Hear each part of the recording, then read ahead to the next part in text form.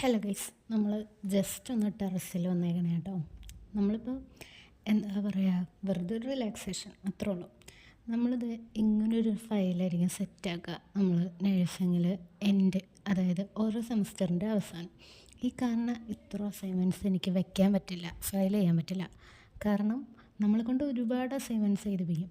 പക്ഷേ അതിൽ കുറേ അസൈൻമെൻറ്റ്സ് വെക്കേണ്ടേ വരില്ല. കാരണം അത് വെറുതെ എക്സ്ട്രാ ആയിട്ട് നമ്മൾ എഴുതണ അസൈൻമെൻറ്റ്സ് ആയിരിക്കും. ക്ലാസ് പ്രസൻറ്റേഷൻ ഒക്കെ ചിലപ്പോൾ ഇൻക്ലൂഡ് ആവും കേട്ടോ.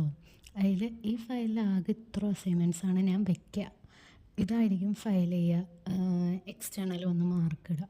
നമ്മൾ എന്തോരം എഴുതുമെന്ന് നമുക്ക് പോലും ഒരു ഐഡിയ ഉണ്ടാവില്ല. അത്രമാത്രം നമ്മളിരുന്ന് എഴുതേണ്ടി വരും ഗൈസ്.